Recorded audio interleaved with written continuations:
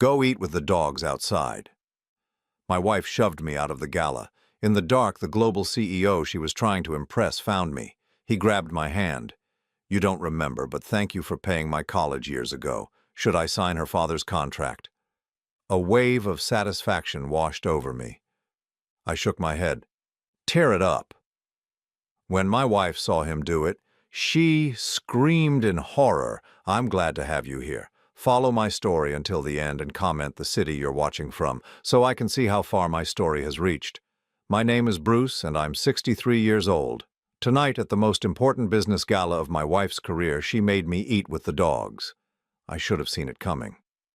For the past 14 years of our marriage, Erin had been slowly chipping away at whatever dignity I had left. But tonight was different.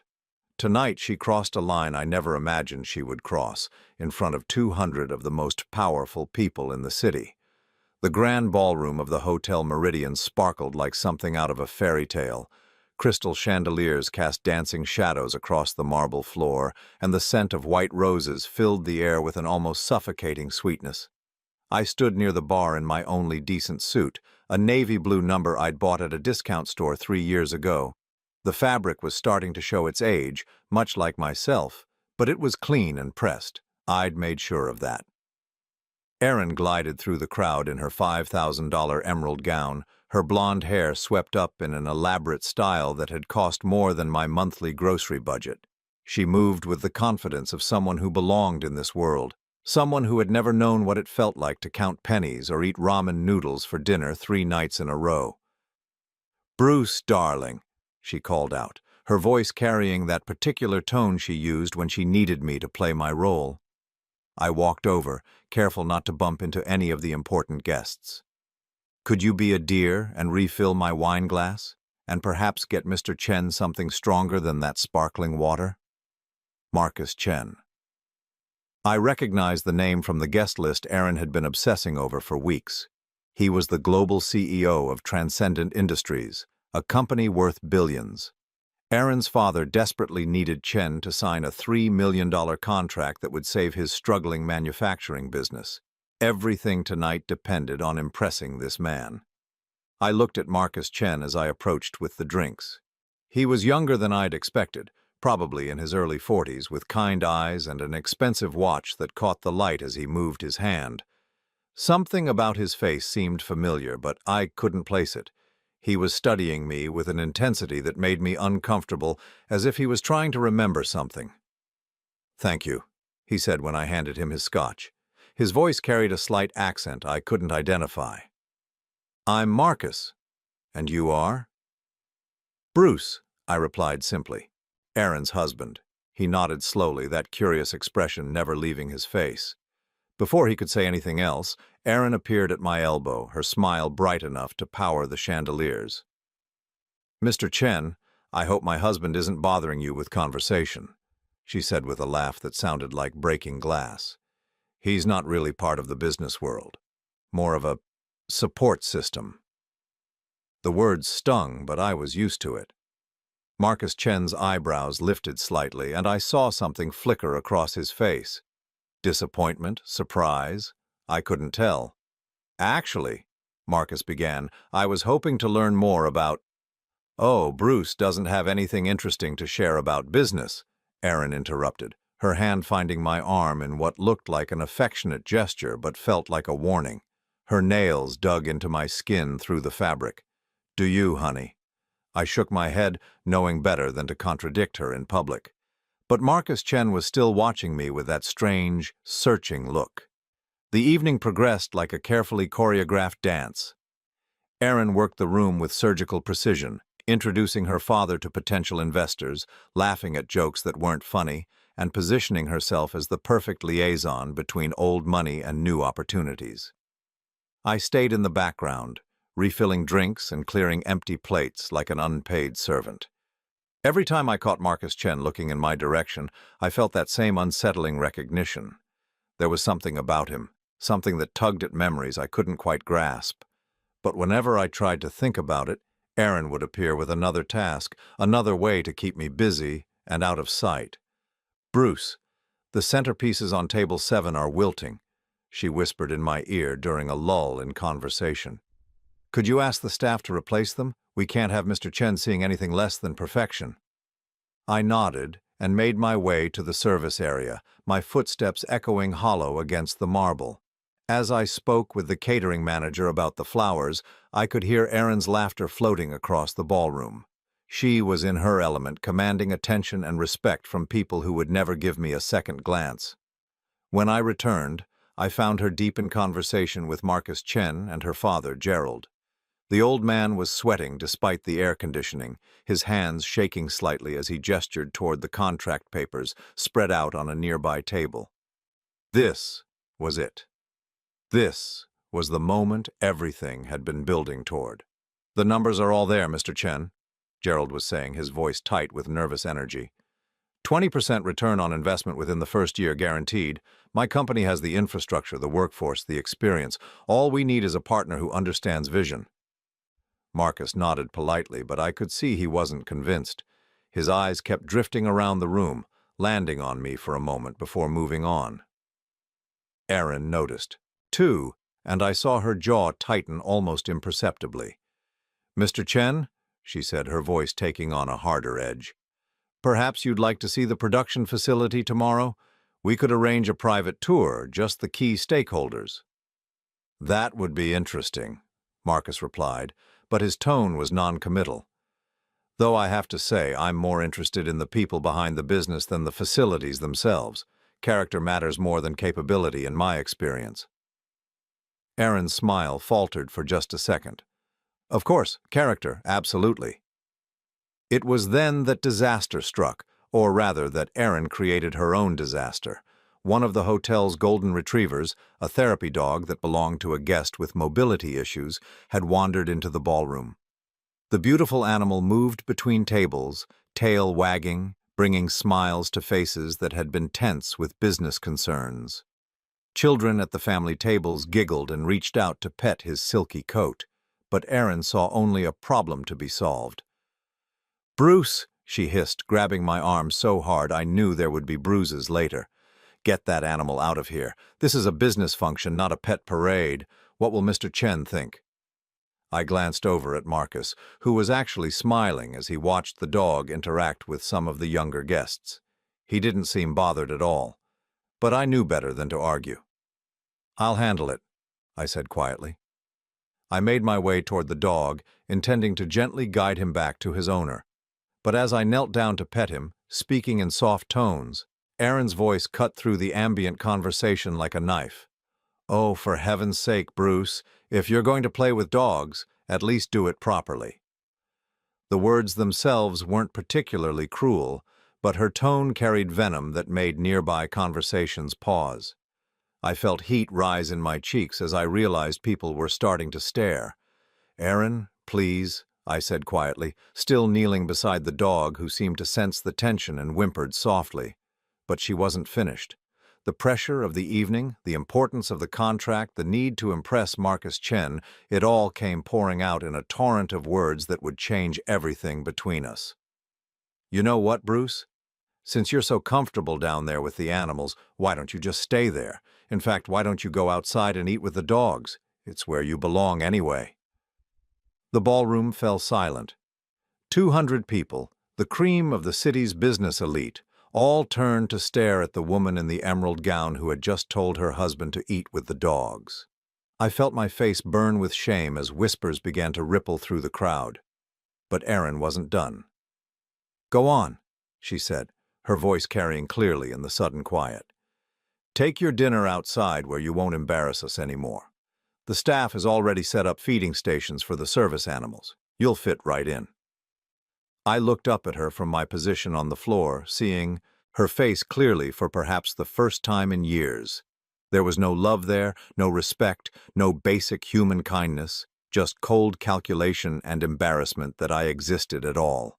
Marcus Chen was staring at us both, his face a mixture of shock and something else I couldn't read. Other guests were pulling out their phones, some probably recording the scene for social media. Gerald looked like he wanted to disappear into the marble floor. I could have stood up, I could have told her exactly what I thought of her in front of all those people. I could have walked out with whatever dignity I had left intact. Instead, I did what I'd been doing for 14 years. I obeyed. I picked up my dinner plate from our table, the salmon and vegetables that had cost more than I usually spent on food in a week, and I walked toward the exit. My legs felt like they belonged to someone else, moving without my conscious direction. The crowd parted before me, like I was carrying something contagious. The service area behind the hotel was poorly lit, illuminated only by a few security lights and the glow spilling from the kitchen windows. The contrast with the elegant ballroom was stark. Here, among the dumpsters and loading docks, the hotel staff had indeed set up stations for service animals. Water bowls and feeding dishes sat on rubber mats, practical and unadorned. I sat down on a concrete step, my expensive dinner plate balanced on my knees, and began to eat. The salmon tasted like cardboard, but I forced myself to chew and swallow. Around me, a few actual service dogs munched on their kibble, their owners speaking in quiet, sympathetic tones that I pretended not to hear. The night air was humid and heavy with the scent of jasmine from the hotel's gardens. In the distance, I could hear the muffled sounds of the gala continuing without me. Laughter, music, the clink of wine glasses, life going on as if nothing had happened. But something had happened. Something had broken inside me tonight that couldn't be repaired. As I sat there in the semi-darkness, eating my humiliation one bite at a time, I realized that this was who I had become. This was what 24 years of marriage had made me. I was still sitting there, staring at my half-empty plate when I heard footsteps approaching, expensive shoes on concrete moving with purpose. I didn't look up, assuming it was hotel security coming to move me along. "Excuse me," a voice said softly. "Mind if I join you?" I looked up to find Marcus Chen standing in the shadows, his tie loosened and his jacket slung over one arm. He was holding his own dinner plate and wearing an expression I couldn't quite read. "Mr. Chen," I said, starting to stand, "you shouldn't be back here. The gala can continue without me for a few minutes," he said, settling down on the step beside me. I needed some air anyway. Too many people in there who think money equals character. We sat in silence for a moment. Two men eating. Expensive food in a service alley. It was surreal and somehow comforting at the same time. "You know," Marcus said quietly, "I've been watching you all evening. There's something about you that's familiar. Something that's been bothering me since we were introduced." I took another bite of salmon, not trusting myself to speak. "I keep thinking I should know you from somewhere," he continued, "but I can't place it. It's like trying to remember a dream after you wake up." The way he said it, the tone of his voice sent a chill down my spine. Because suddenly, sitting there in the dim light with jasmine heavy in the air, I was remembering something too.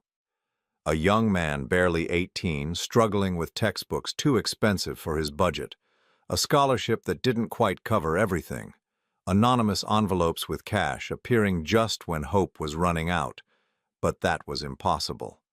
That was 26 years ago, and that young man had been named Michael, not Marcus. Michael Chen, the brilliant kid from the wrong side of town who'd wanted to study business but couldn't afford the books. I looked at him more carefully now, seeing past the expensive suit and the confidence that success brings. The bone structure was the same, the intelligent eyes, even the way he held his head when he was thinking. "Michael?" I whispered, the name escaping before I could stop it. Marcus Chen went completely still. His fork stopped halfway to his mouth and he turned to stare at me with an expression of dawning recognition.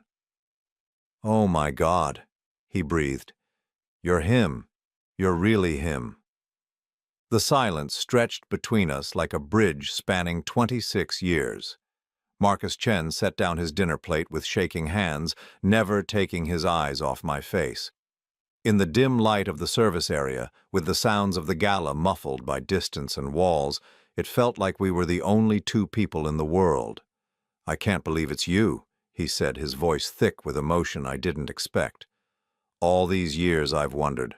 I've searched. I hired private investigators, posted on every social media platform, tried alumni networks.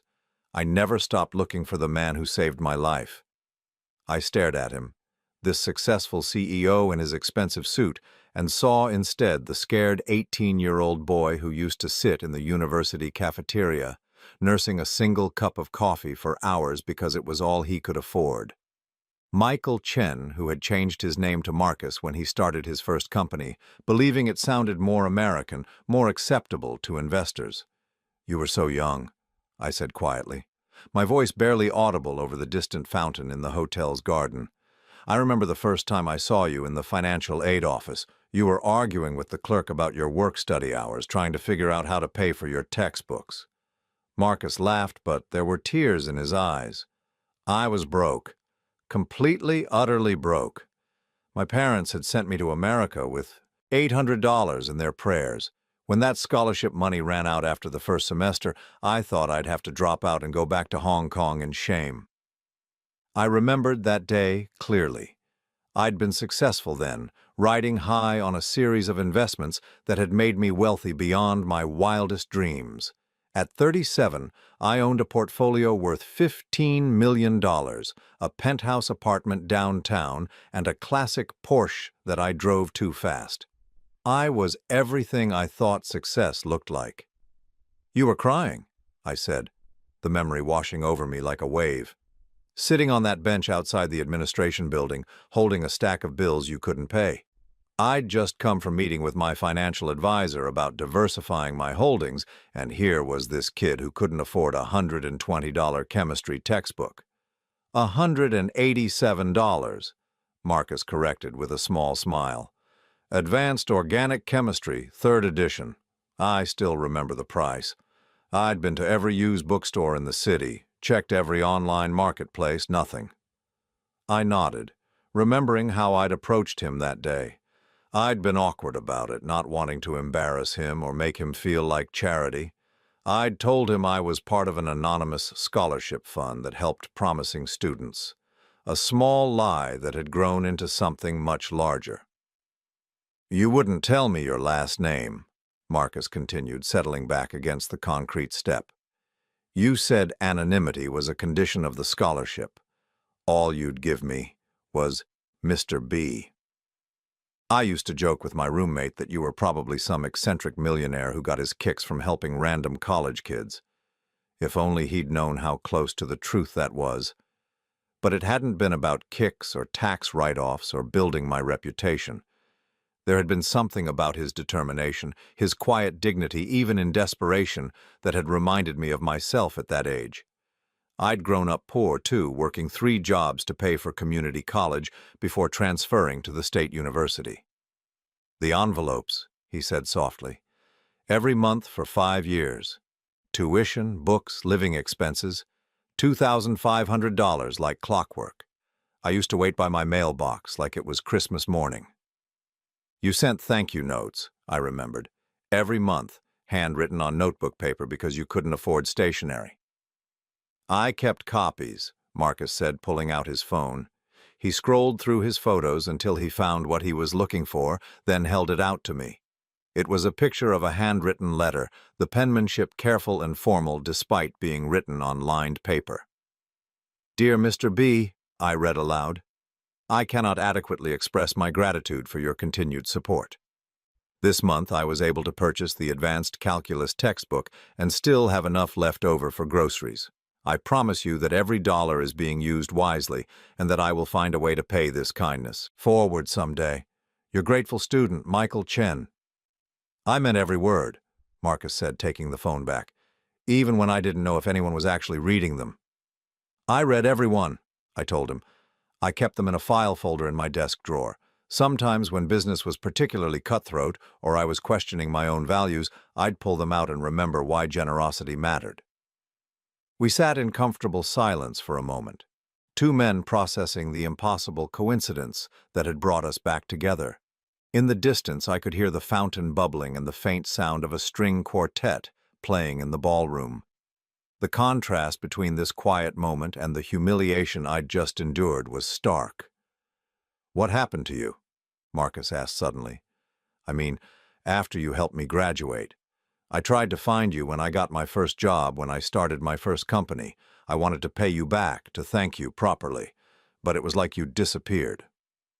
I looked down at my hands, weathered and lined with age, holding a dinner plate worth more than I spent on food in a month. How could I explain the crash of 2003? How my aggressive investments had finally caught up with me? How I'd lost nearly everything in a series of bad bets on .com stocks and real estate ventures that had seemed like sure things? Life happened, I said simply. The market crashed, investments went bad. By 2004, most of my wealth was gone. Marcus frowned. But you kept sending the money. Even after I graduated in 2003, the envelopes kept coming during my master's program. That was another $60,000 over 2 years. I nodded. I'd made a commitment. You were so close to finishing your MBA.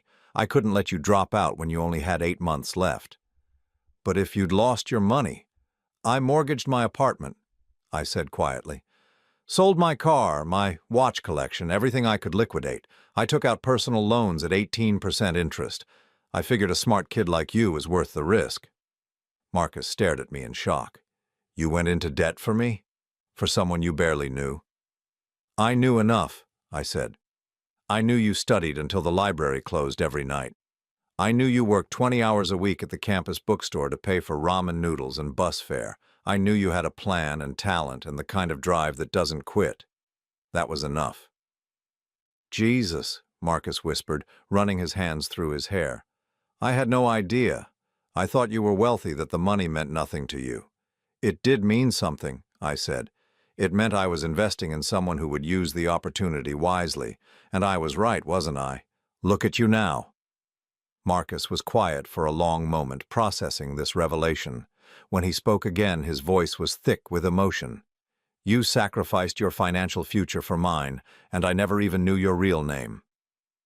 Bruce Henderson, I said, extending my hand formally. Pleased to finally meet you properly, Mr. Chen. He gripped my hand tightly, his eyes bright with unshed tears. Marcus Chen, CEO of Transcendent Industries, and I owe you everything. You don't owe me anything, I said firmly. You earned everything you have through your own hard work. That's not true, and you know it, Marcus replied. Without that scholarship, without your belief in me, I'd have been back in Hong Kong working in my uncle's restaurant. Everything I've accomplished, every success I've had, it all started with your generosity. I thought about the irony of the situation. Here I was, sitting behind a hotel, eating dinner with the dogs, because my wife considered me an embarrassment, and the man whose career I'd launched had become one of the most powerful business leaders in the country. Life had a cruel sense of humor sometimes. Your wife, Marcus said suddenly, his tone changing. The way she treated you in there. That's not okay, Bruce. No one deserves that. I shrugged, uncomfortable with the sympathy in his voice. Erin has a lot of pressure on her tonight. Her father's business depends on this contract. She's just stressed. Marcus studied my face in the dim light. How long has she been treating you like that? It's not important, I said, but even as I spoke the words, I knew they weren't true. It was important. What had happened tonight was the culmination of years of small humiliations, of being made to feel less than, of being treated like an inconvenience rather than a husband. It is important, Marcus said firmly. The man who saved my life, who sacrificed his fortune to give me a chance at success, deserves better than to be humiliated in front of a room full of strangers. He stood up suddenly, pacing a few steps before turning back to me. Your wife's father needs this contract, right? The $3 million deal with my company? I nodded, unsure where this was going. And your wife has been positioning herself as the key liaison, the person who can make this happen? Yes, I said slowly. She's been working on this for months. It's her chance to prove herself in her father's business. Marcus smiled, but there was something sharp in his expression. Well, Bruce, I have a confession to make. I didn't come to this gala to scout new business opportunities. I came because I saw your wife's name on the invitation list, and I recognized the last name Henderson from my old scholarship files. I've been hoping for 20 years that I might run into my mysterious benefactor again. My breath caught in my throat. You mean I mean, I came here specifically looking for you, Marcus said. And now that I've found you, I have an offer to make. He pulled out his phone and scrolled through his contacts until he found what he was looking for. I'm going to call my assistant and have her prepare the contract papers for your wife's father, $3 million exactly as requested. All I need is your permission. I stared at him, my mind struggling to process what he was saying. Marcus, you don't understand. This isn't charity. Your company would be taking on a significant financial risk. Would I? He interrupted. Or would I be investing in a company connected to the man who gave me my start in life? The man who taught me that success means nothing if you don't use it to lift others up. He held out his phone, his assistant's number ready to dial. Just say the word, Bruce. I'll sign the contract tonight. Your wife's father gets his $3 million, her family business is saved, and she gets all the credit she wants.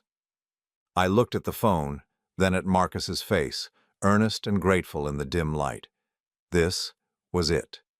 This was the moment I could give Erin everything she'd been working toward. I could walk back into that ballroom and watch her eyes light up when Marcus announced his decision. I could be the hero, even if she never knew why. But as I sat there, surrounded by the smell of jasmine and the distant sounds of a party I'd been exiled from, something inside me shifted. Something that had been broken earlier that evening when my wife told me to eat with the dogs in front of 200 people. No, I said quietly. Marcus blinked in surprise. No. No, I repeated more firmly this time. I don't want you to sign the contract. Bruce, are you sure? This could solve a lot of problems for your family. My family humiliated me tonight, I said, standing up and brushing off my pants. They treated me like I was less than human, and you know what the worst part is? I've been letting them do it for years. I've been so grateful that someone like Erin would marry someone like me that I forgot I had any worth at all. Marcus was quiet, watching me with those intelligent eyes that had reminded me so much of the determined young man I'd helped all those years ago. You want to honor the investment I made in you? I continued. Then don't reward people who treat others with cruelty. Don't sign that contract, Marcus. Let them face the consequences of their choices. Marcus nodded slowly, putting his phone away. If that's what you want, then that's what we'll do. It is, I said, surprised by the certainty in my own voice. For the first time in a very long time, I know exactly what I want. As we walked back toward the hotel's entrance, Marcus put a hand on my shoulder. Bruce, I have offices all over the world, and I'm always looking for good people, people with integrity, who understand the value of treating others with respect. If you're ever interested in a change of scenery. I looked back at him, this young man I'd helped become a success, now offering to return the favor in ways I couldn't have imagined. I might just take you up on that, I said. As we reached the door to the ballroom, I could see Erin through the glass, still working the crowd, still charming potential investors. She hadn't even noticed I was gone. In a few minutes, Marcus would return to the party, and she would approach him with her brightest smile, ready to close the deal that would change her father's fortunes. But the contract would remain unsigned, and for the first time in years, I felt something I'd almost forgotten. The quiet satisfaction of choosing my own dignity over someone else's expectations. Walking back into that ballroom felt like stepping into a different world. The crystal chandeliers seemed brighter, the conversations sharper, the very air charged with an energy I hadn't noticed before. But this time, I wasn't the same man who had been humiliated and sent to eat with the dogs. Something fundamental had shifted in those 20 minutes outside with Marcus. Erin spotted us immediately. Her eyes lit up with the kind of predatory gleam I'd seen countless times when she sensed an opportunity. She glided across the marble floor, her emerald gown rustling with each calculated step, her smile so bright it could have powered half the city. "Mr. Chen," she exclaimed, reaching us with breathless enthusiasm. "I was wondering where you disappeared to. I hope Bruce wasn't boring you with his stories." The dismissive way she said stories made my stomach clench, but Marcus's expression remained perfectly neutral.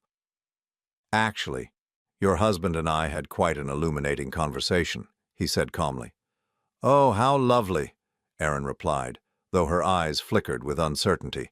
She clearly hadn't expected Marcus to find anything worth discussing with me. Well, I hope you're ready to talk business. My father has been so looking forward to presenting our proposal in detail. Gerald appeared at her elbow as if summoned, his face flushed with wine and anxiety. The poor man had been working this room all evening, schmoozing investors and trying to project confidence he clearly didn't feel. At 72, he should have been enjoying retirement, not desperately trying to save a business that was hemorrhaging money faster than he could count. Mr. Chen, Gerald said, extending a slightly trembling hand, I trust Erin has told you about our manufacturing capabilities. We've been in business for 37 years and our quality control standards are second to none. Marcus shook the offered hand politely. I'm sure they are, Mr. Whitman. Your reputation precedes you. I watched this exchange with a mixture of sympathy and growing resolve. These people had built their entire evening, their entire future, around impressing one man. They had dressed up, rented an expensive venue, invited 200 guests, all to create the perfect backdrop for securing this contract. And they had been so focused on their performance that they had forgotten the most basic human decency. Perhaps we could step outside to discuss the details, Gerald suggested, gesturing toward a quiet corner of the ballroom where several comfortable chairs had been arranged around a low table. I have all the documentation here, the profit projections, the timeline for implementation. That won't be necessary, Marcus said quietly. The words hung in the air like a death sentence. Erin's smile faltered almost imperceptibly, but I caught it. Gerald's face went pale beneath his tan. I'm sorry, Erin said, her voice pitched slightly higher than normal. What won't be necessary? The documentation, Marcus replied, his tone remaining pleasant and professional. I've decided not to move forward with this partnership. The silence that followed was deafening. Around us, other conversations continued, other deals were being discussed, other lives were moving forward. But in our small circle, time seemed to have stopped entirely. I don't understand, Gerald said, his voice barely above a whisper. Have we done something wrong? Is there a problem with our proposal? Marcus glanced at me, and I gave him the slightest nod. This was his decision now, his way of honoring what I'd done for him all those years ago. The proposal is fine, Marcus said. The numbers add up, the projections are reasonable, the business model is sound, but I've learned something tonight about the character of the people I'd be partnering with, and frankly, it's not what I look for in a business relationship. Erin's face had gone white beneath her carefully applied makeup. Character? What are you talking about? I'm talking about how you treat people, Marcus said, his voice still calm but carrying an edge of steel. Specifically, how you treat your husband. The words hit Erin like a physical blow. She actually took a step backward, her hand flying to her throat. My husband? What does Bruce have to do with any of this? Everything, Marcus replied. You see, Mrs. Henderson, I judge potential partners not just on their business acumen, but on their integrity. And a woman who would humiliate her own husband in front of a room full of strangers who would tell him to eat with the dogs like he's something less than human is not someone I want to do business with. Gerald's eyes widened in horror as he realized what had happened. Erin, what is he talking about? It's nothing, Daddy, Erin said quickly, but her voice was shaking now. Just a misunderstanding. Bruce and I were just playing around. Playing around? Marcus's eyebrows rose. Is that what you call it when you publicly humiliate someone and then exile them from their own wife's business function? I could see other guests beginning to notice our conversation. The volume of nearby discussions was dropping as people strained to overhear what was clearly becoming a confrontation. Phones were coming out again, just as they had during my humiliation, but this time the spotlight was on Erin. Mr. Chen, please, Gerald pleaded, his businessman's instincts taking over even as his world crumbled around him. Whatever happened between Bruce and Aaron, it's a personal matter. It has nothing to do with our business proposal." "Doesn't it?" Marcus asked.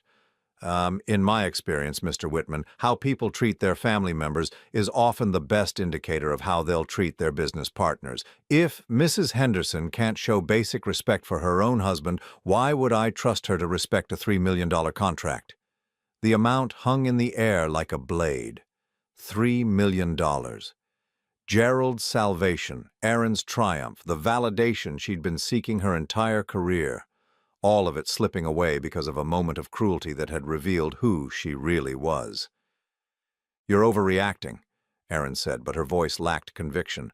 "Bruce is fine with it. He understands that business comes first, don't you, Bruce?" All eyes turned to me.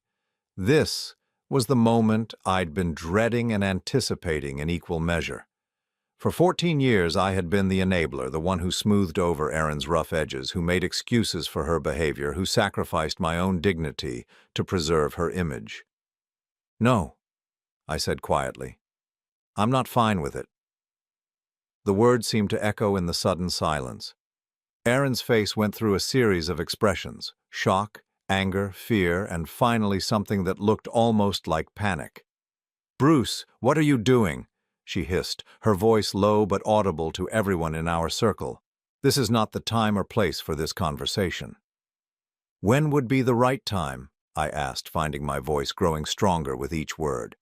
"When you're not trying to impress someone? When there's no audience to witness your true nature? The problem is, Aaron, this is your true nature. This is who you are when you think no one important is watching." Gerald was looking between his daughter and me with growing horror, beginning to understand that his business deal was disintegrating before his eyes.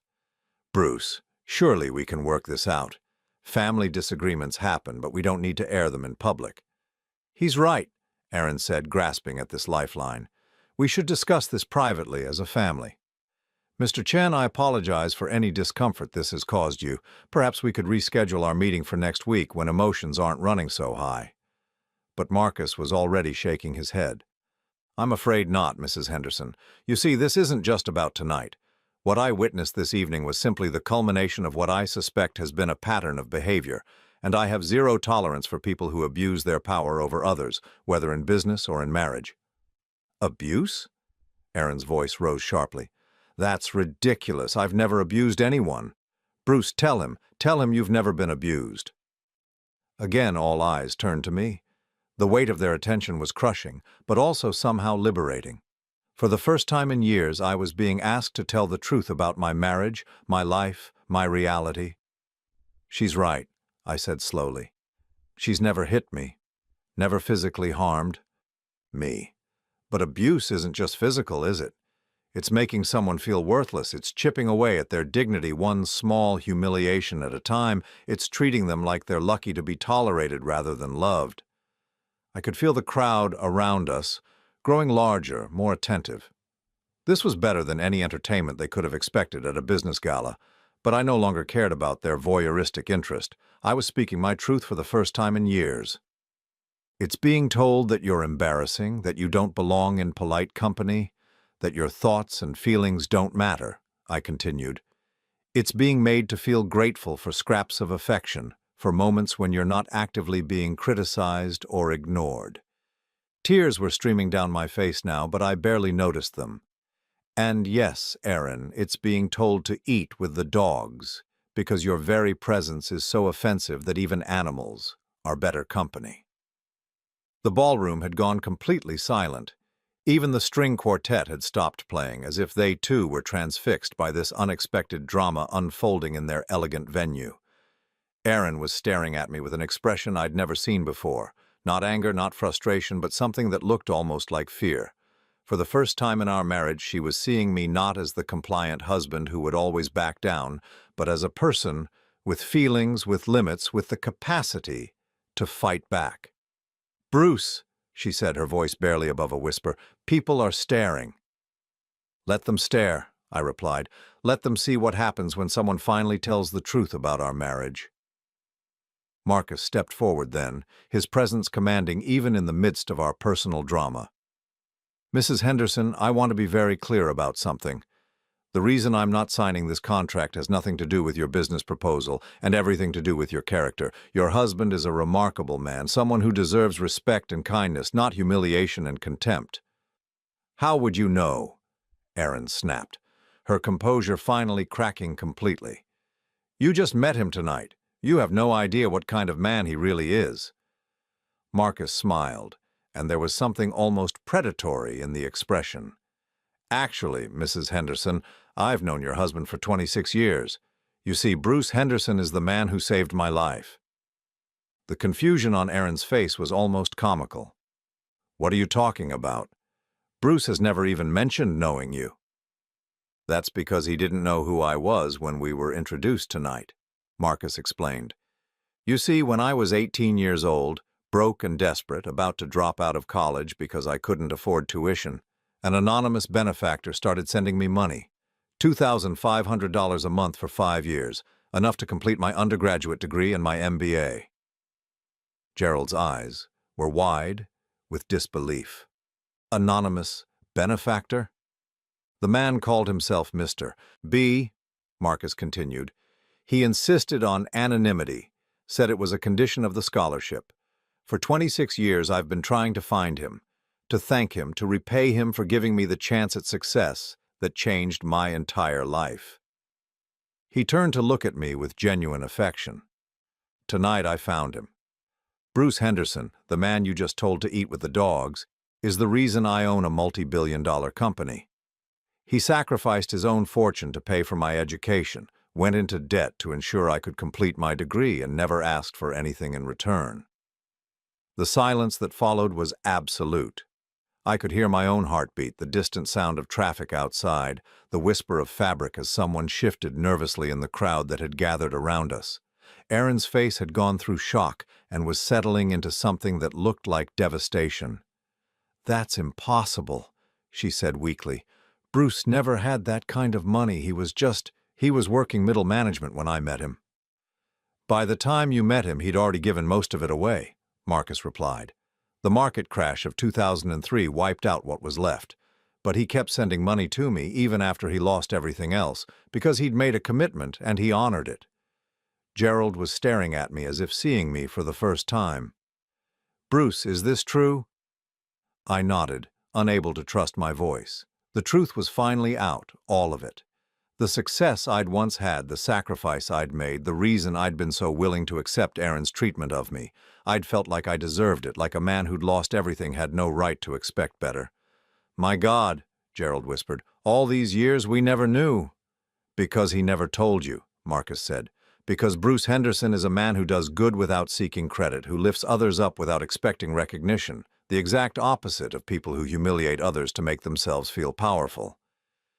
His words hung in the air like an indictment, and as I looked around at the faces surrounding us, some shocked, some sympathetic, some clearly calculating the social implications of what they'd witnessed, I realized that my life had just changed irrevocably. There would be no going back to the way things were. The truth was out, and with it the last vestiges of the marriage that had slowly been killing my spirit for 14 years. For the first time in longer than I could remember, I felt something I'd almost forgotten. Hope. The ride home was the longest 23 minutes of my life. Erin sat in the passenger seat of our aging Honda Civic, staring straight ahead through the windshield, her hands clasped so tightly in her lap that her knuckles had turned white. The emerald gown that had made her look like royalty just hours before now seemed garish under the streetlights, a costume for a play that had ended badly. Neither of us spoke until we pulled into the driveway of our modest two-bedroom house in the suburbs. The contrast with the opulent hotel ballroom was stark. Peeling paint on the shutters, a front yard that needed mowing, a mailbox that tilted slightly to the left, no matter how many times I'd tried to straighten it. 26 years, she said finally, her voice so quiet I almost didn't hear her. I turned off the engine and sat back in the worn fabric seat. "Yes. You had $15 million 26 years ago." "I did." She turned to look at me then, and in the dim light from our porch lamp, I could see that she'd been crying. Her carefully applied makeup had run in dark streaks down her cheeks, and her hair had come loose from its elaborate updo. "Why didn't you tell me?" she asked. I considered the question seriously. It was more complex than she probably realized. "Because by the time I met you, it was gone, and because I didn't think it mattered anymore." "Didn't matter?" Her voice cracked slightly. "Bruce, you gave away $15 million to help strangers pay for college. How could that not matter?" I unbuckled my seatbelt, but made no move to get out of the car. This conversation had been 26 years in the making, and it deserved to be finished properly. "Because I was ashamed," I said honestly. "When I met you, I was 49 years old, living in a studio apartment, driving a 10-year-old car, working as an assistant manager at a logistics company for $45,000 a year. What was I supposed to say? 'Hi, I'm Bruce. I used to be rich, but I gave it all away.' You could have said that you were a good man," she replied, wiping at her eyes with the back of her hand. "You could have told me that you were the kind of person who would sacrifice everything to help others achieve their dreams." I looked at her, this woman I'd been married to for 14 years, and realized that for the first time since our wedding day, she was seeing me clearly. Not as the convenient husband who paid half the bills and didn't argue when she made decisions. Not as the embarrassing partner she had to manage at social events, but as a person with a history, with complexity, with worth. "Would it have made a difference?" I asked. She was quiet for a long time, long enough that I began to think she wouldn't answer. When she finally spoke, her voice was barely above a whisper. "I don't know," she admitted. "I want to say yes, but I honestly don't know. I've spent so many years focused on climbing the social ladder, on proving myself in business, on being someone important. I think I forgot that the most important thing was right here, sitting next to me every day." We sat in the car for another 10 minutes, neither of us ready to go inside and face whatever came next. The neighborhood was quiet around us, porch lights glowing in windows, the occasional car passing by, the sound of a dog barking somewhere in the distance. Normal suburban life continuing as if my entire world hadn't just been turned upside down. "Marcus offered me a job," I said eventually. Aaron's head snapped toward me. "He what?" "When we were outside talking before he went back into the ballroom, he said he was always looking for good people, people with integrity. He offered me a position with his company." "What kind of position?" she asked, though I could hear the fear in her voice. She was beginning to understand that tonight's events might have consequences far beyond a lost business contract. "He didn't specify. But knowing Marcus, it wouldn't be entry level. He's built his empire on the principle of surrounding himself with people he trusts, people who share his values." Aaron stared at me for a long moment. "Are you going to take it?" It was a fair question, and one I'd been asking myself since Marcus had made the offer. The old Bruce, the one who had existed until tonight, would have automatically said no, would have cited his loyalty to his current job, his fear of change, his conviction that he didn't deserve better than what he had, but that Bruce had died tonight, somewhere between being told to eat with the dogs and watching his wife's world crumble when she realized who she'd been married to all along. "I think so," I said. She nodded slowly as if she'd expected that answer. "What does that mean for us?" It was the question I'd been dreading and anticipating in equal measure, because the honest answer was that I didn't know if there was still an us to consider.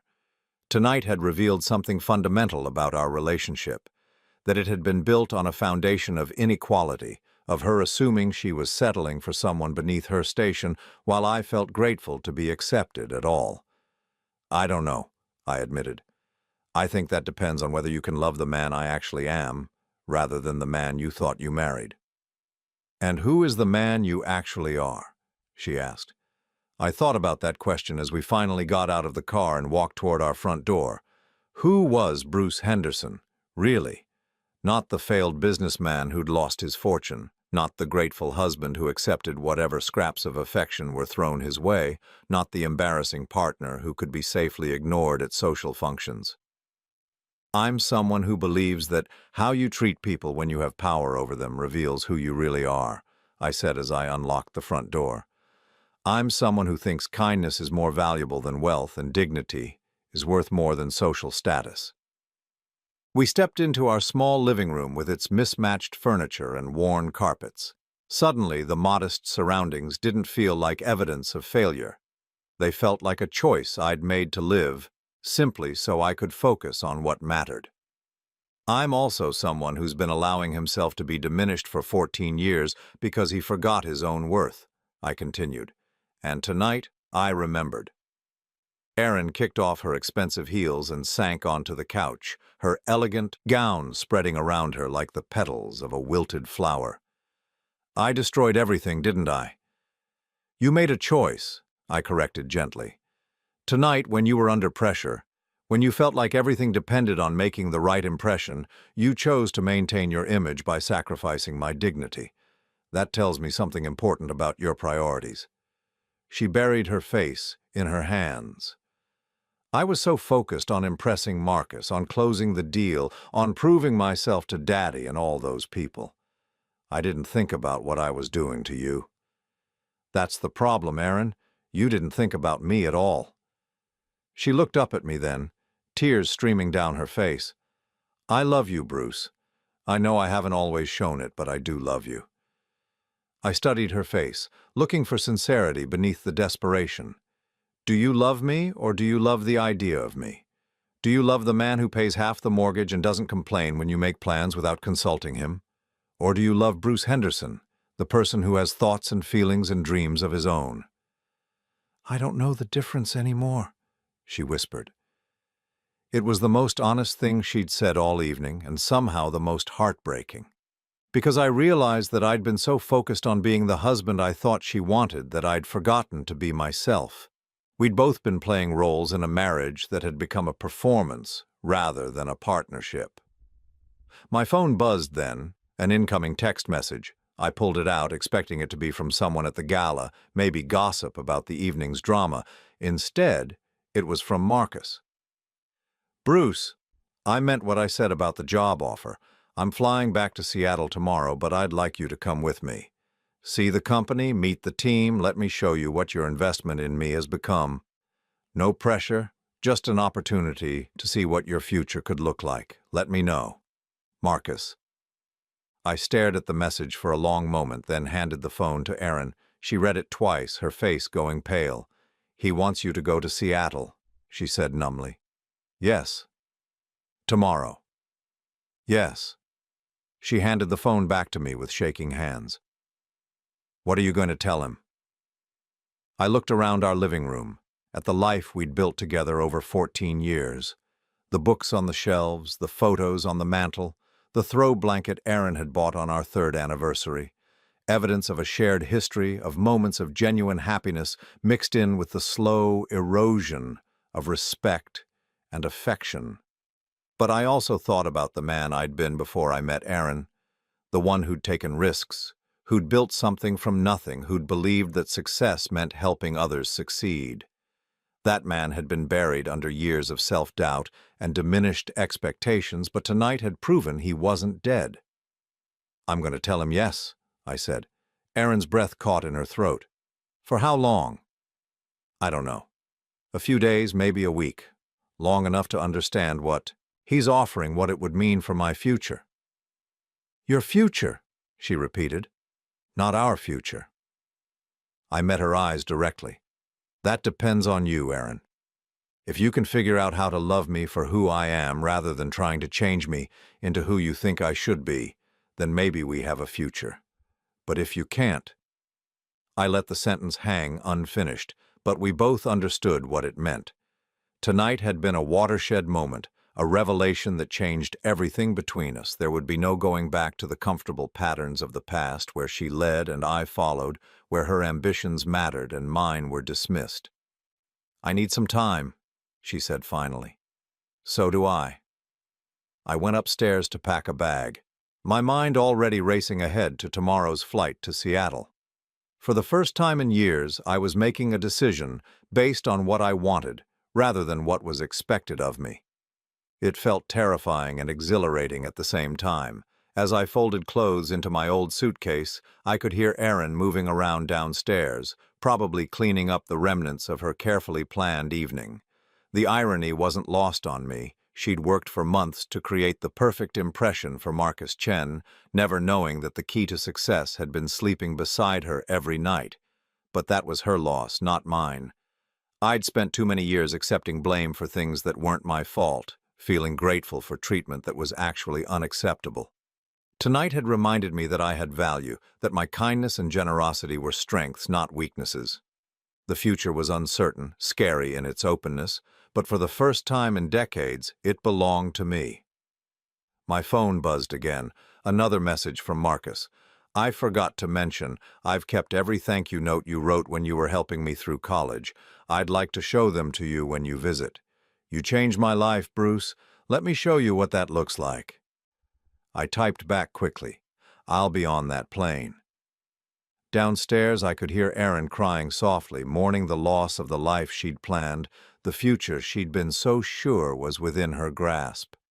I felt sorry for her, but I didn't feel responsible for her anymore. For the first time in my adult life, I was responsible only for myself, and that felt like the beginning of everything. The flight to Seattle was the first time in 14 years I'd traveled anywhere without asking Erin's permission first. As the plane lifted off from the tarmac, I felt something lift inside my chest, too. A weight I hadn't even realized I'd been carrying until it was gone. Marcus had insisted on flying me out first class, which felt surreal after so many years of budget everything. The leather seat was soft and spacious. The flight attendant actually smiled when she offered me champagne, and I had a window view of the city shrinking below us. It was a small thing, but it felt symbolic. Rising above the life that had been suffocating me, one small compromise at a time. I'd left Erin that morning sitting at our kitchen table in her bathrobe, staring at a cup of coffee that had gone cold hours ago. She'd barely spoken since the night before, moving through the house like a ghost haunting the ruins of her own ambitions. When I'd kissed her goodbye, more out of habit than affection, she'd gripped my hand tightly and whispered, "Don't forget about me." But as the plane broke through the clouds into brilliant sunshine, I realized that forgetting wasn't the issue. The problem was that I'd been remembering a version of Erin that had never really existed, a woman I'd imagined she could become rather than accepting who she actually was. My phone had been buzzing constantly since we'd left the gala. News traveled fast in their social circle, and the story of the evening's drama was already making rounds through text messages and Facebook posts. Some were sympathetic, others were clearly enjoying the scandal, but all of them wanted details I had no intention of providing. The most persistent caller was Gerald. He'd left 6 voicemails since midnight, his voice growing more desperate with each message. The final one, recorded at 3 in the morning, had been barely coherent. "Bruce, please call me back. I know you're angry with Erin, I understand that, but this business deal, my company, there has to be something we can work out. Please." I'd deleted them all without responding. Gerald's financial troubles weren't my responsibility, and his daughter's behavior had consequences that extended far beyond her marriage. Some lessons could only be learned through loss. Marcus was waiting for me when I landed at SeaTac Airport, standing near the gate with a sign that read Mr. B instead of my actual name. The gesture made me smile, our first meeting 26 years ago when I'd insisted on anonymity to protect his pride. Now the roles were reversed, and he was protecting mine from the curious stares of strangers who might recognize my name from whatever gossip had followed me west. "Bruce," he said, gripping my hand warmly, "I can't tell you how glad I am that you came." He looked different in daylight, younger somehow despite the expensive suit and the confidence that success brings. I could see traces of the 18-year-old student I'd helped all those years ago. The same intelligent eyes, the same genuine warmth that had made me want to invest in his future. The drive from the airport to downtown Seattle was like entering another world. Glass towers stretched toward the sky, their surfaces reflecting Puget Sound in the distance. The streets were clean and busy, filled with people who looked like they had purpose, who belonged in a place where innovation and ambition were rewarded rather than quietly resented. "Tell me about your company," I said as we navigated through traffic that made our suburban morning commute look quaint. Marcus's face lit up. Transcendent Industries started as a consulting firm focused on sustainable business practices. But over the years, we've evolved into something more comprehensive. We help companies transform their entire operational philosophy, from supply chain management to employee relations to environmental impact. He pointed toward a gleaming office building that dominated an entire city block. That's our headquarters. 12 floors, 800 employees worldwide, with satellite offices in Hong Kong, London, and São Paulo. We've worked with everyone from Fortune 500 corporations to small family businesses that want to modernize without losing their values. 800 employees. I tried to wrap my mind around the scope of what Marcus had built. When I'd known him as a struggling student, his biggest worry had been affording textbooks. Now he was responsible for the livelihoods of hundreds of people, shaping business practices across multiple continents. "The thing is," Marcus continued as we pulled into the building's parking garage, "none of this would have existed without you. That scholarship didn't just pay for my education. It taught me that success means using your advantages to lift others up. Every employee we hire, every business we help transform, every sustainable practice we implement, it all traces back to the lesson you taught me without even realizing it." The elevator ride to the 12th floor was swift and silent, but my mind was racing. I'd spent so many years thinking of myself as a failure, someone who'd squandered his opportunities and ended up with nothing to show for his efforts. But standing beside Marcus, seeing the respect in his eyes, I began to understand that my definition of success might have been too narrow. The executive floor was a study in modern elegance: clean lines, natural light streaming through floor-to-ceiling windows, artwork that looked both expensive and meaningful. But what struck me most was the warmth of the space. Despite its obvious cost, it didn't feel cold or intimidating. It felt like a place where good work was done by people who genuinely cared about their mission. "Bruce Henderson," Marcus announced as we entered his corner office. "I'd like you to meet Sarah Chen, my chief operating officer, and, more importantly, my wife." The woman who stood to greet me was petite and elegant, with kind eyes and a smile that seemed genuinely pleased rather than merely polite. "Mr. Henderson," she said, extending her hand, "Marcus has told me so much about you over the years. You're practically a legend in our household." "Please call me Bruce," I said, touched by the warmth of her greeting, "and thank you for having me here on such short notice." "Are you kidding?" she laughed. "When Marcus called last night and told me he'd finally found his mysterious benefactor, I thought he was making it up. He's been searching for you for so long that you'd become almost mythical in his stories." Marcus gestured toward a comfortable seating area near the windows. "Sarah, why don't you show Bruce some of the things we've kept from the early days?" She disappeared for a moment and returned with a thick folder that looked like it had been handled with reverence over the years. "These are copies of all the thank you letters Marcus wrote during college," she explained, setting the folder on the coffee table between us. "He's kept them since graduation, along with documentation of every scholarship and mentorship program we've created since starting the company." I opened the folder with trembling hands. The first letter was dated September 15, 1998, written on lined notebook paper in the careful penmanship of someone who understood that words mattered. "Dear Mr. B," I read aloud, "I received your first scholarship payment today, and I honestly don't know how to express my gratitude adequately. This money means I can continue my education, but more than that, it means someone believes I'm worth investing in. I promise you that I will work harder than ever to prove worthy of your faith in me." The letter was signed Michael Chen, and below his name, he'd written in smaller text, "P.S. I hope someday I can help someone the way you're helping me." "He kept that promise," Sarah said softly. "We've funded scholarships for over 300 students in the past 15 years, full rides just like what you gave Marcus. We call it the Anonymous Benefactor Program." I looked up from the letter, my vision blurry with tears I hadn't expected. 300 students? All selected the same way you selected Marcus, she continued. Not based on perfect grades or impressive family connections, but on character, on determination, on the kind of potential that might not show up on standardized tests, but reveals itself in how someone responds to adversity. Marcus leaned forward in his chair. Bruce, what you started with that first scholarship payment has multiplied beyond anything you could have imagined. Those 300 students have gone on to become doctors, teachers, business leaders, scientists, artists. They're changing the world in ways both large and small, and it all started with your decision to help one confused kid from Hong Kong. The weight of what he was telling me settled over me slowly. I'd thought of my sacrifice as a single act of generosity that had ended when Marcus graduated. But he'd turned it into something eternal, a cycle of giving that would continue long after both of us were gone.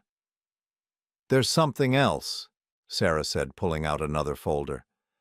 Marcus has been tracking down other people you helped over the years. Apparently you were more generous than even you remember. She handed me a list of names and addresses that meant nothing to me at first glance. But as I read them more carefully, memories began to surface. Lisa Martinez, whose textbook bill I'd paid during my last year of financial stability. James Patterson, the veteran student whose rent I'd covered when his GI benefits were delayed. Maria Santos, whose lab fees I'd quietly handled when she was struggling to balance work and school. 15 people in total, Marcus said quietly. All helped anonymously, all struggling students who might not have finished their degrees without your intervention. We've been in contact with most of them, and they all have similar stories. Someone calling himself Mr. B appeared in their lives at exactly the right moment, provided exactly the help they needed, and then disappeared again.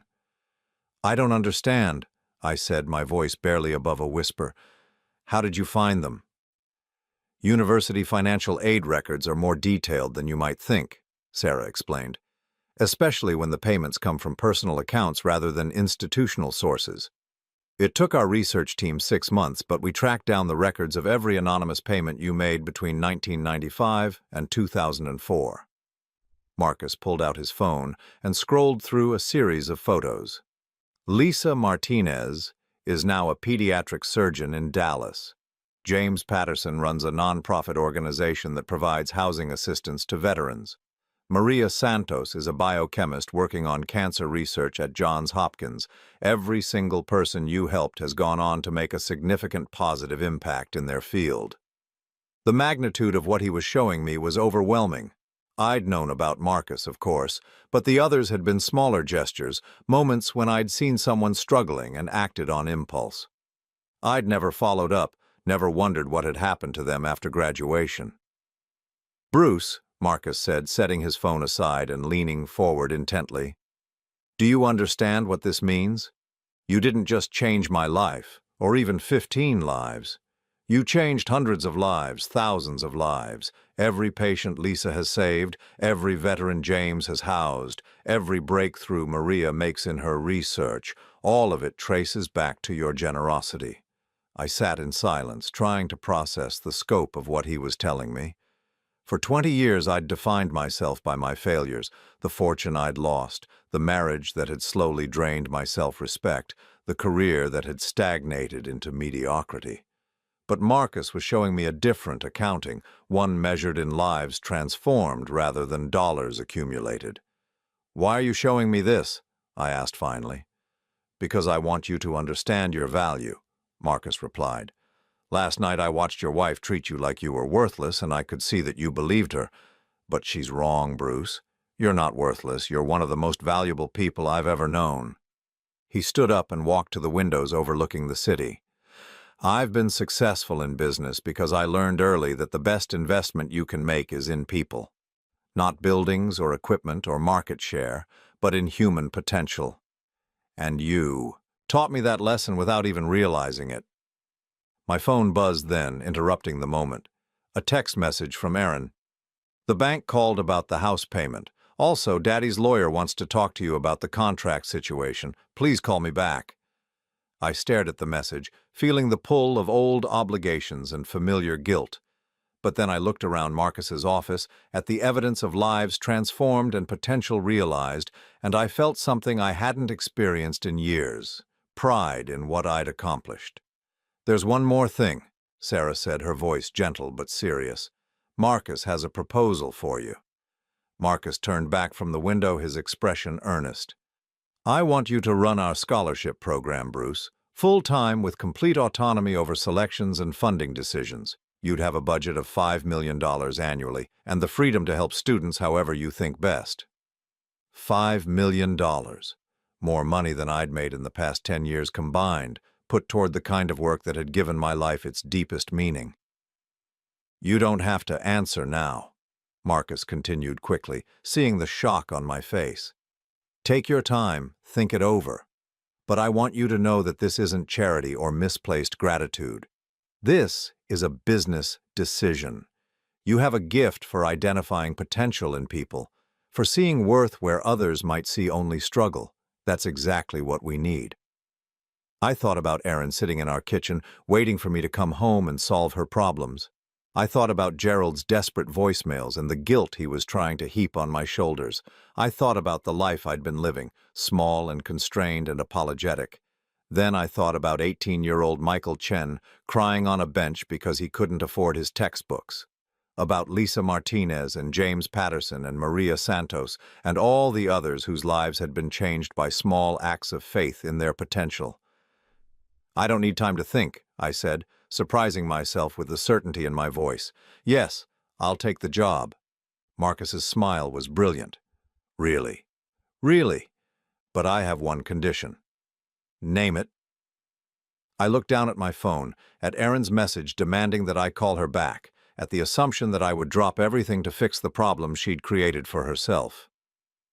"I need to go home first and end my marriage properly. It's time to stop pretending that what Erin and I have is love instead of habit." The decision felt surprisingly easy once I'd said it out loud. For years, I'd been too afraid of being alone to acknowledge that I was already alone in all the ways that mattered. Marcus nodded understandingly. "Take all the time you need. The job will be here when you're ready." As the plane carried me back to my old life, I realized that I wasn't the same man who had left 24 hours earlier. I wasn't returning as Bruce Henderson, the disappointed husband and failed businessman. I was coming home as someone who had finally remembered his own worth. And that changed everything. The key turned in the lock of our front door for what I knew would be the last time as a married man. The house was dark except for the blue glow of the television in the living room, where Erin sat curled on the couch in the same bathrobe she'd been wearing when I left. The coffee table was littered with tissues and empty wine bottles, evidence of how she'd spent the 36 hours I'd been gone. She looked up when I entered, her eyes red and puffy from crying. "You came back," she said, and I could hear the relief in her voice. "I said I would. I wasn't sure." She muted the television and turned to face me fully. "How was Seattle?" I set my suitcase down and took a seat in the armchair across from her, maintaining distance that felt necessary now. "Enlightening." She waited for me to elaborate, but I found myself studying her face instead. Even disheveled and emotionally wrung out, Erin was still beautiful. At 49, she had the kind of elegant bone structure that aged gracefully, the poise that came from years of careful attention to her appearance. But looking at her now, I realized that I'd been so focused on her external beauty that I'd never really examined what lay underneath. "Did he really offer you a job?" she asked when the silence stretched too long. "He did." "What kind of job?" I leaned back in the chair, considering how much to tell her. The old Bruce would have downplayed it, would have made it sound smaller than it was to avoid making her feel threatened. But I was done minimizing myself. "Director of Educational Philanthropy for Transcendent Industries," I said. $5 million annually to distribute as scholarships, full autonomy over selections and criteria. It's exactly the kind of work I was doing 26 years ago, but with resources I could never have dreamed of. Erin's face went pale. $5 million. Per year? She was quiet for a long moment, processing the magnitude of what I was telling her. I could see her mind working, calculating not just the financial implications, but the social ones. A job like that would put me in contact with university administrators, successful business leaders, people of influence and prestige, the kind of people she'd spent our entire marriage trying to impress.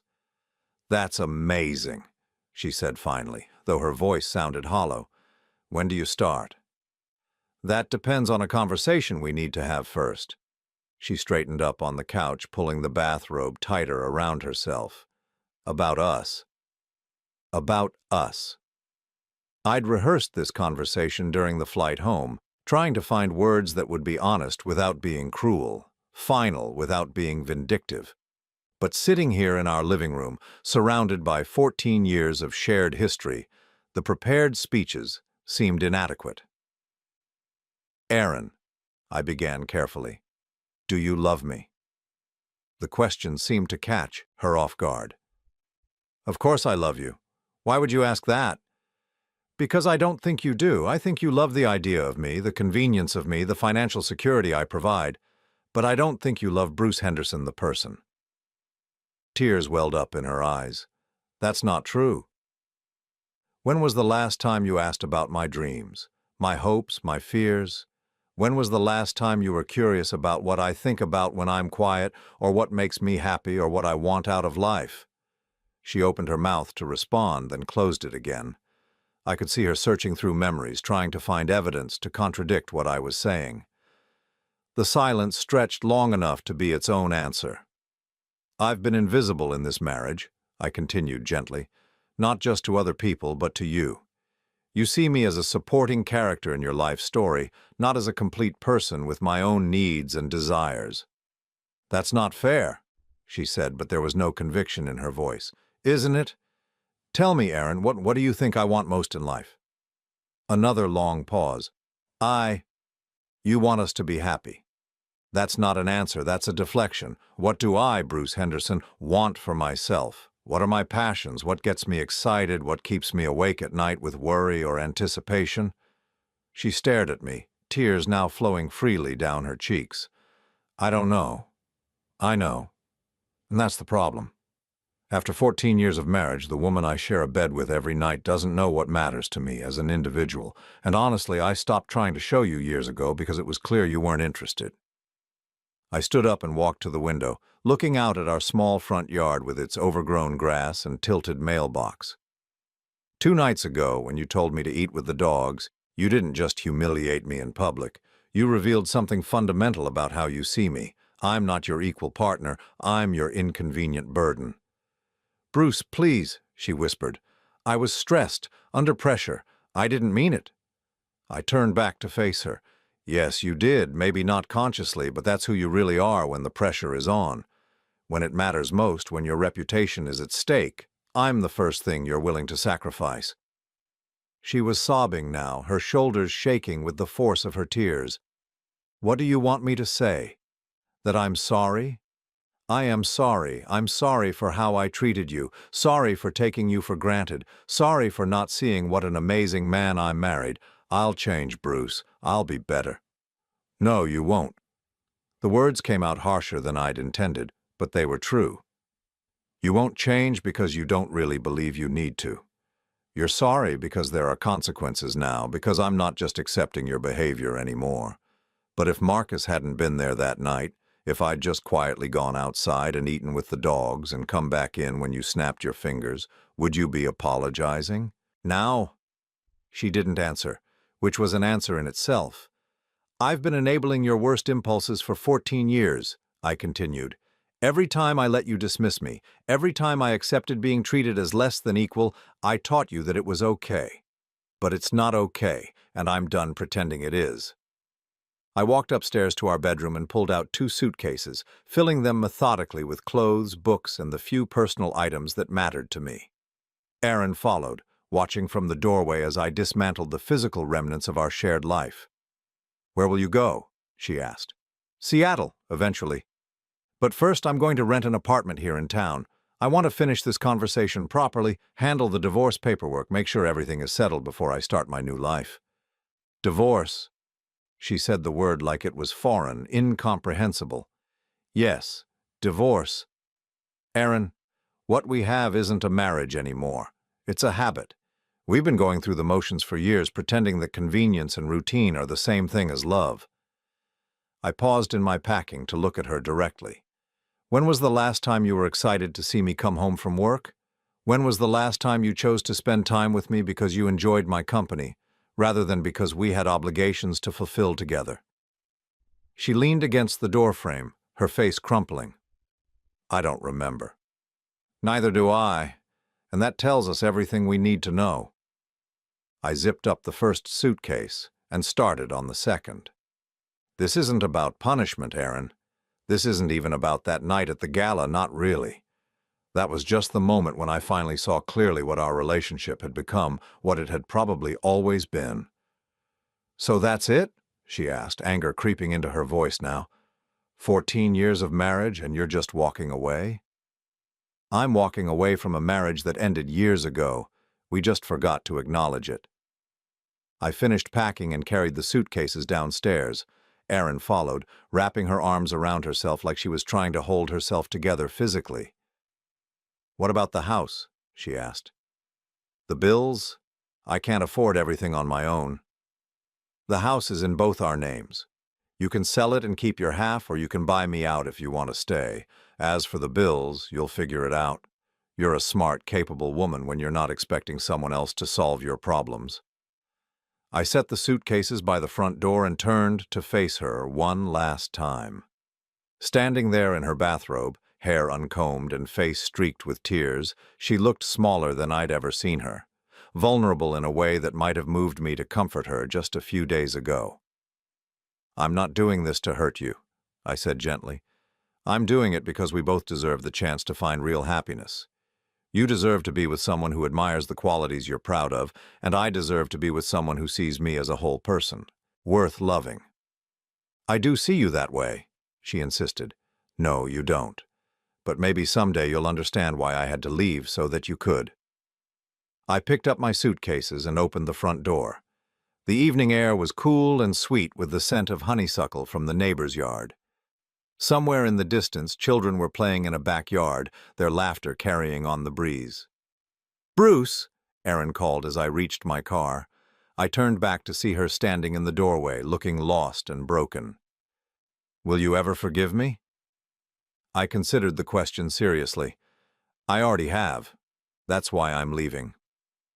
The drive to the extended stay hotel downtown took 15 minutes, but it felt like traveling from one life to another. I checked in under my own name, accepted the keycard from a desk clerk who smiled and wished me a pleasant stay, and rode the elevator to the 4th floor with a sense of anticipation I hadn't felt in years. Room 407 was small but clean, with a kitchenette and a window that looked out over the city center. I unpacked my clothes into the narrow closet, set my books on the bedside table, and sat on the edge of the bed to call Marcus. Bruce, he answered on the second ring. How did it go? It's done, I said. I'll be free to start the job in about 6 weeks once the divorce paperwork is finalized. I'm sorry it came to that, but I'm glad you're choosing yourself. So am I. We talked for a few more minutes about logistics, when I should fly back to Seattle, what the transition would look like, how soon I could start reviewing scholarship applications, practical details that felt miraculous after so many years of living small. After we hung up, I sat in the quiet hotel room and felt something I hadn't experienced in decades, complete peace. No guilt about disappointing someone, no anxiety about whether I was measuring up to expectations, no weight of obligations I hadn't chosen carrying, just silence and possibility and the profound satisfaction of finally being free. My phone buzzed with a text message from an unknown number.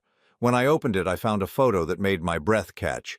A young woman in a graduation cap and gown, holding a diploma, with the biggest smile I'd ever seen. Below the photo was a message. Mr. B, you don't know me, but my name is Jennifer Martinez. I'm Lisa Martinez's daughter. My mom told me that you paid for her medical school textbooks 24 years ago, and that act of kindness changed our entire family's trajectory. I just graduated from law school, and I wanted you to know that your generosity is still rippling outward. Thank you for believing in my mother when she needed it most. I stared at the photo for a long time.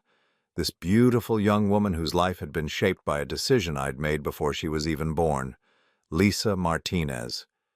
I remembered her vaguely, a pre-med student who'd been working 2 jobs to pay for organic chemistry books. A small kindness that had seemed insignificant at the time. But here was proof that no act of generosity is ever truly small. Here was evidence that the seeds we plant in faith can bloom in ways we never imagined. I typed back, "Congratulations on your graduation, Jennifer. Your mother was worth believing in, and clearly she raised a daughter who is too. I wish you every success in your career." Her response came immediately. "Thank you. And thank you for teaching my mom that success means lifting others up. She's dedicated her practice to providing free medical care in underserved communities. You started something beautiful." I set the phone aside and walked to the window, looking out at the lights of the city coming alive in the evening darkness. Somewhere out there were people struggling, working multiple jobs to pay for education, wondering if anyone believed in their potential. People like I had once been, like Marcus had been, like all the students I'd helped over the years. Tomorrow I would start the process of legally ending my marriage, of dividing assets and signing papers that would close one chapter of my life. But tonight, I was free to dream about what came next. In 6 weeks, I would move to Seattle and begin the most meaningful work of my life. I would have resources beyond anything I'd ever imagined to help young people achieve their dreams.